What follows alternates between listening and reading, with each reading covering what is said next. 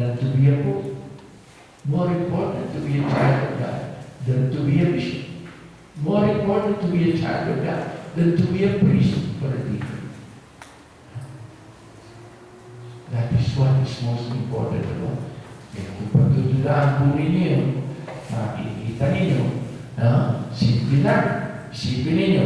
Kung halimbawa, may obispo, mga pare, at mga lay people na nagkakapitol, may nagpaputok ng bomba, terrorist, namatay silang lahat.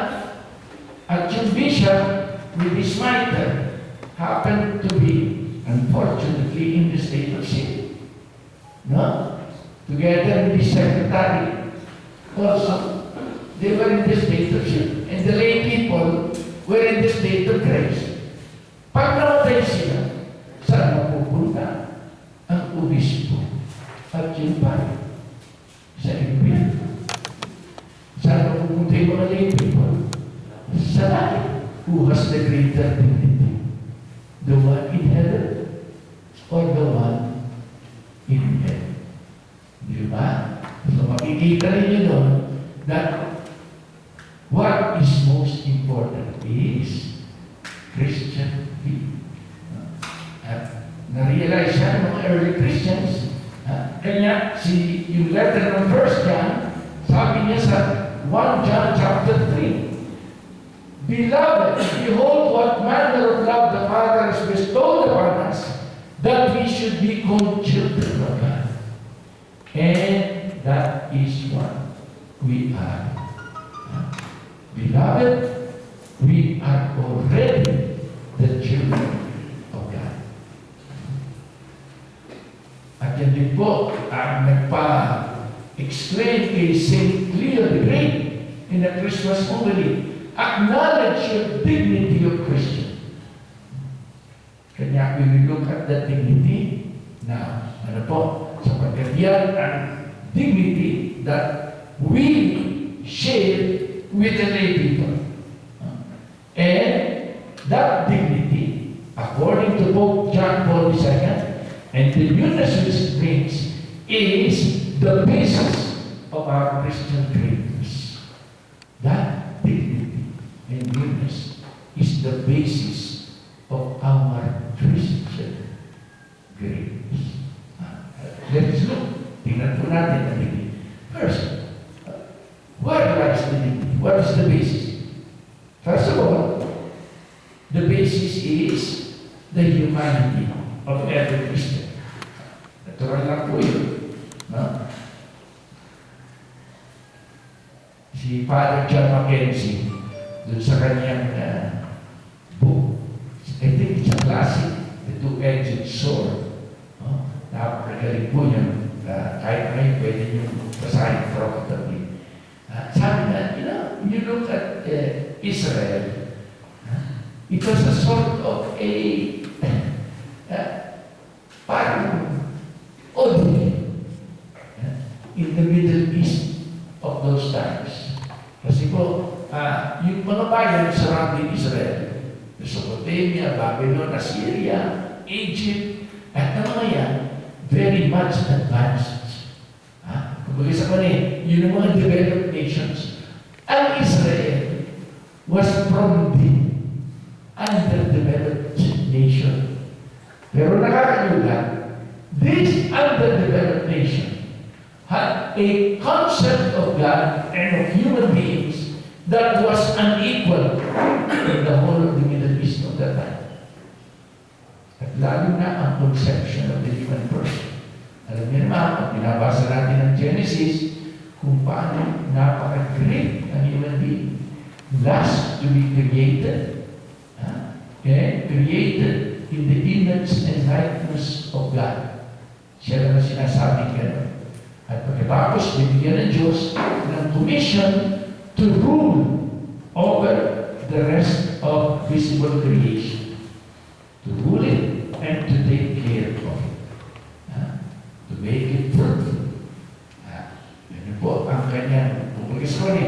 They are the vice regent of God. The stewards who will rule over creation in God's name. Nakikita po natin yan, summarize ng theology na yan, in Psalm number 8. In Psalm number 8, the author praises God. Oh God, our God, how wonderful is your name to all the earth. When I look at the moon, which you set in place, yes, what is man that you remember him? The Son of Man that you take thought of him. You have made him little less than a God. You have crowned him with glory and honor. You have put all things under his feet, made him Lord over the works of your hands. O God, our God, how wonderful is your name to all the earth. Yun ang natingin sa tao. Asman. Pero sabi mo ni Blaise Pascal, yung French mathematician and philosopher, sabi niya, man infinitely surpasses man. Ang comment naman ni Pope Paul VI, sabi niya, man, if he is only man, is not man enough. Why is this? Because in fact, the human vocation, according to the Second Vatican Council, is only one for all. Only one. And that vocation is a divine vocation. The vocation to be a child of God, here already on earth. And the vocation to live in communion with God forever in heaven. Ito po ang vocation pananata. And how does that come about? It comes about when people accept Christ in faith and then they are baptized in water and the Holy Spirit. Sabi sa atin in St. John, sa kanyang chapter 1, to those who believed Him, to those who received Him, He gave the power to become children of God. And later on, in chapter 3, in his conversation with Nicodemus, the Lord explained that we are reborn not by going back into the womb of our mothers, but by being reborn of water and the Holy Spirit. This is how we become children of God, by baptism. So, all the people are baptized. Alam niyo naman yan? No? Baptized. And through baptism, we are inserted into Christ, who is the Son of God, made flesh, and being inserted, share His life. Share His life. As a child of God, as a son of God. We die to sin, and we live for God. Ngayon, yung insertion natin into the church is also our union with those who belong to Christ. In other words, a Christian does not become a Christian alone. When he becomes a Christian, he enters into a community, which is what we call in the Greek, the communion of saints. And in this communion of saints, all share the life of being children of God, the brothers and sisters of Christ, and being members of the Holy Spirit. In other words, when you enter into this communion of saints, you also enter into the life of God. Kaya po, yan ang pinaka-greatest dignity ng isang Kristiyano.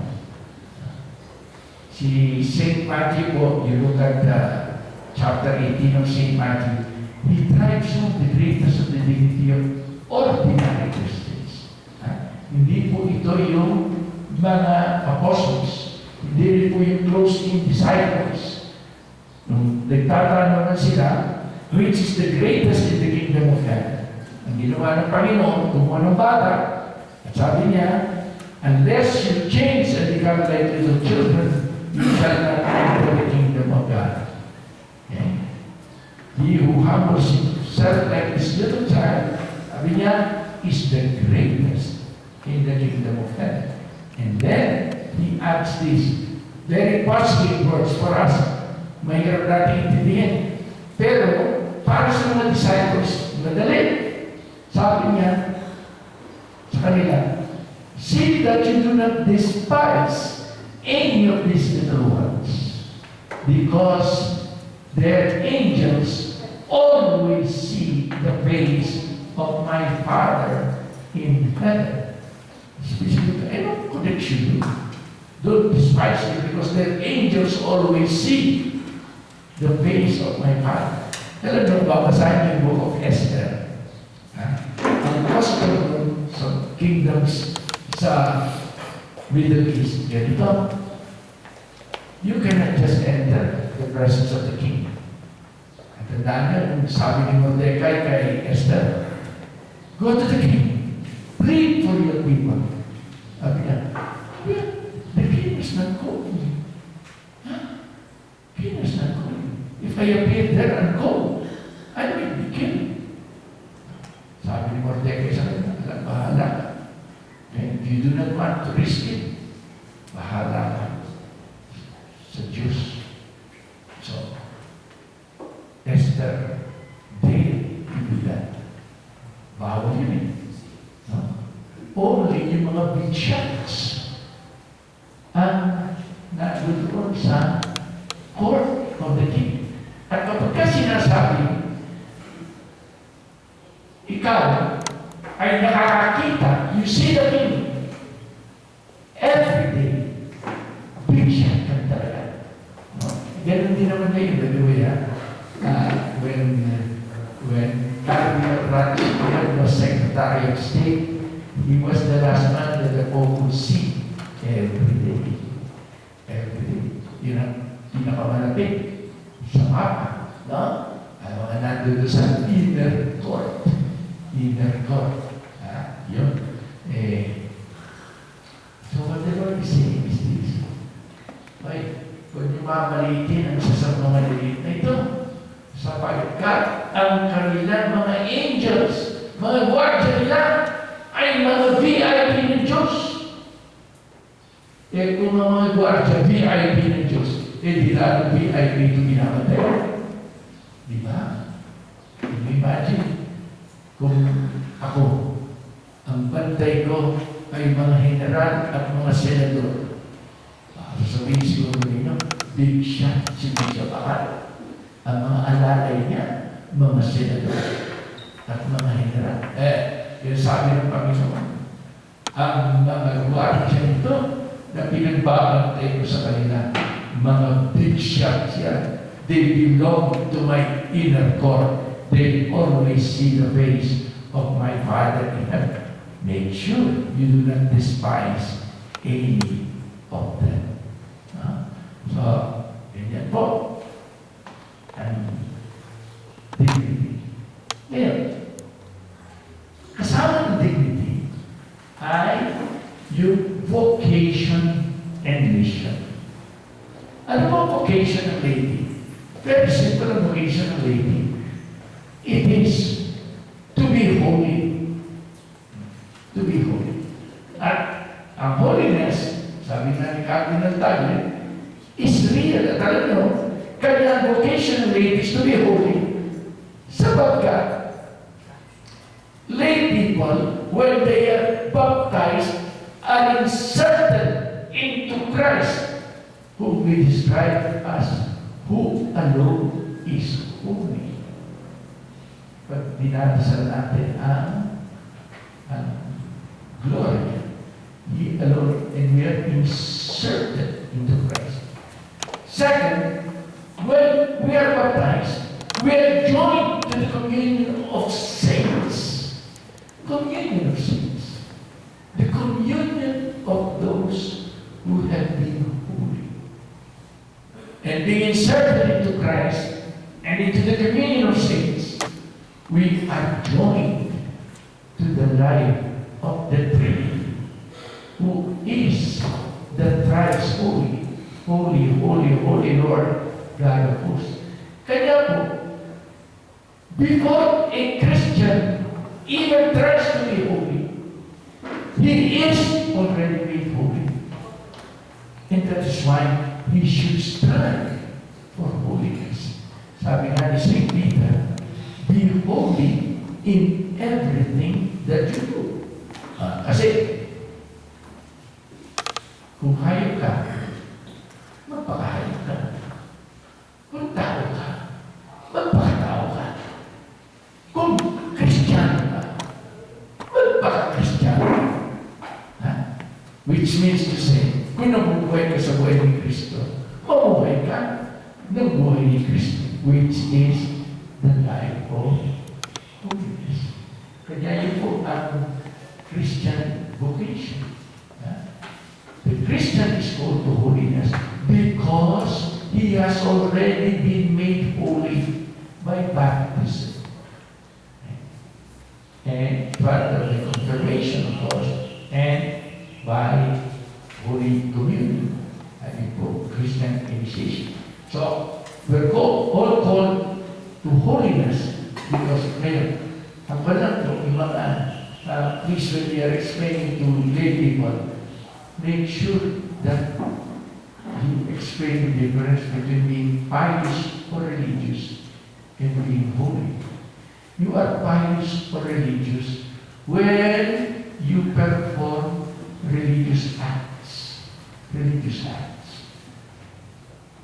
When you do devotions. When you say your prayers, you're pious. But you are holy when you love. Love is the essence of Christian holiness. Love is the essence of Christian holiness. It is when people love God with all their mind, with all their heart, with all their soul, and with all their strength, and when they love their neighbor as themselves. It is then that they become truly holy. Kaya po ang effort natin in helping in teaching the people to be holy is really to teach them to live a life of love. To live a life of love. We teach them, of course, devotions. We ask them to participate in the liturgy. We ask them to do religious acts because these are helpful and even necessary helps towards living a life of love. Kaya naman po, pag sinabi natin ito pala ang holiness, then you democratize holiness. Holiness does not become the exclusive prerogative of people who can do many religious acts. But it is the calling and the privilege of everyone because everyone can put love into his or her actions. Pero naman natin, sabi ni St. Paul, ano na meron tayo, hindi natin love, ayaw natin, sabi niya. It profits me nothing. Even if I give my body to be burned, it profits me nothing. And even I can speak with the tongues of angels, and I can prophesy, but do not have love, sabi niya, I am nothing. And hindi po. But with love, love changes everything. Katulad ko nun, kung nakatikim na kayo ng magic berry, no? Sa ano natin lang sa San Pablo City. Dinala ako sa isang farm sa kaibigan. At malapit na kami kumain. Dinala ako sa isang platito na maliliit na magrutas. Ito ko lang nakita. They look like duhat, but the color was not violet, but reddish, yellowish. No? Sabi sa akin, Bishop, tignan nga nyo ito. At nilulukin, yan lang sa bibig ninyo. After 3 minutes, sabi ako, nakakuha na ninyo, Bishop, okay. Okay, ano lasa? Ako lang yung lasa. Wala naman talaga lasa. Okay, tapos, binigyan ako ng mga kalamansi. Isang platito. Sabi sa akin, Bishop, eat this.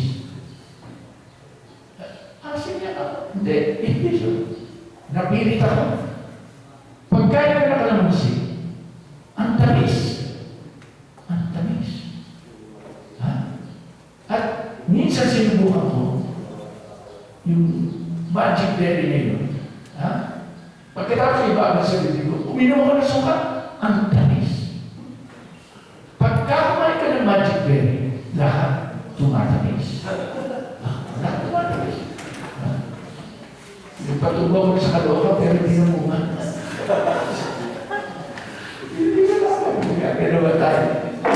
Pero, totoo pa rin yun. Yung magic berry, ganyan ang love. When you have love, love changes everything.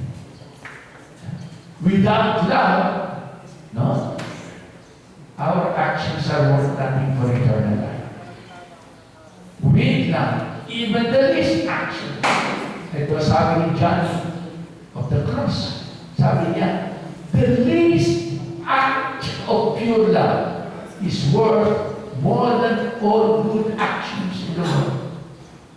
Of course, it means if those good actions are not done in love. No?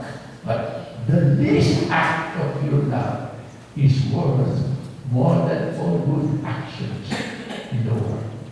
Kasabihan din po yun ni Teresa of Avila, and it was picked up by the rest of the child Jesus. And Blessed Teresa of Calcutta, no, would also say this, that, si Teresa of Avila palagi sabi, it is love that gives worth to anything that we do. Now, so, ang vocation ko ay to holiness. But, being inserted into Christ, you get not only the vocation to holiness, you then also receive a share in the mission of Christ. And what is the mission of Christ? To be priest, to be prophet, and to be king. And so, alam po natin ngayon, nung kami nag-aaral ng theology, hindi pa po alam, o at least hindi sigurado, nag-aaral kami kay Father Arevalo. No? Can Christians be called priests?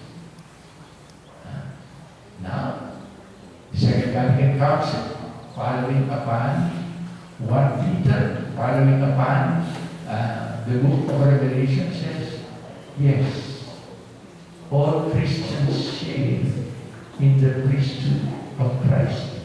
We are a kingdom of priests. We are a royal priesthood. We are a holy people. There is Christ, the high priest. Then, there is the priesthood of the faithful. And then there is the ministerial priesthood. Nakagugulat po,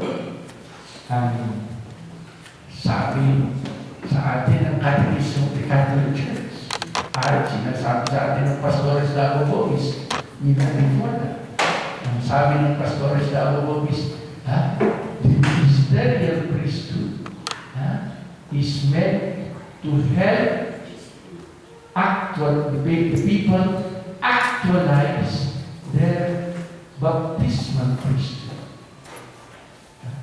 Ito po ang greatness natin. Ang greatness natin is not in the position. It is in helping people actualize their common priesthood. By the way, hindi po nawawala yung common priesthood na yan. And when we help people actualize their common priesthood, ang dapat na unang ma-actualize, yung ating common priesthood na dala-dala din natin. At hindi mawawala sa atin kahit kailanman. Let me just illustrate this for you all. Kasi, kahaymas, andyan yung obispo, ay talaga naman, high mass yan. Meron pa siya high hat. Okay, kailangan yan. Palagay po natin,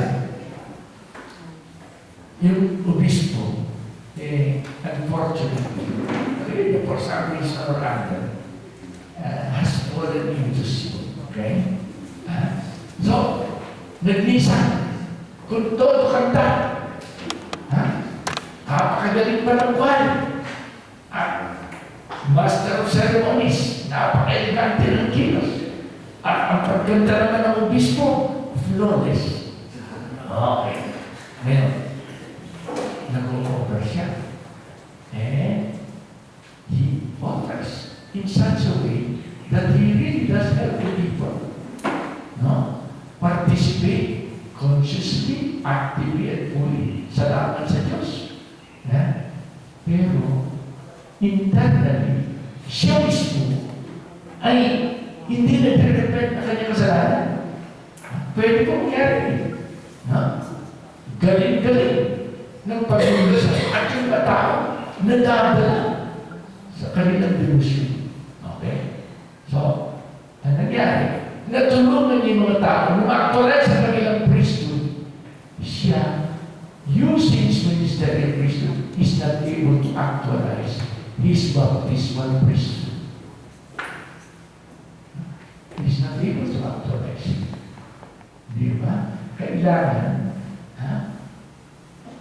yun po ang greatness natin. Ma-actualize ang baptismal priesthood na lahat, of course, including ourselves. But, at nakatutuwa, I'd like just to cite to you yung sinabi ni Cardinal Ratzinger, kasi sa Secret Congregation for the Tabernacle of Faith. Sabi niya, in the kingdom of God, the greatest are not the ministers, but the saints. In the kingdom of God, the greatest are not the ministers, but the saints. Tapos, si Pope Francis naman, ito po, kaya po sinasabi ito, iba kasabihin kasi ng iba, no? Na, ako, ano na naman doktrina yan. Ito po sinasabi ni Pope Francis sa kanyang Evangelii Gaudium. The ministerial priesthood is one means employed by Jesus for the service of the people. Yet, our great dignity derives from baptism, which is accessible to all. The configuration of the priest to Christ the head, namely as the principal source of grace, does not imply an exaltation which would set him above others. In the church, functions do not favor the superiority of some vis-a-vis the others. In lang po gusto ko kay Pope Francis, he tells it more directly as it is than all other popes. With those words, he cuts the head of clericalism. You cannot feel superior because you are a priest. It is not the ministry that makes you great. It is ministry that makes you great. The same criteria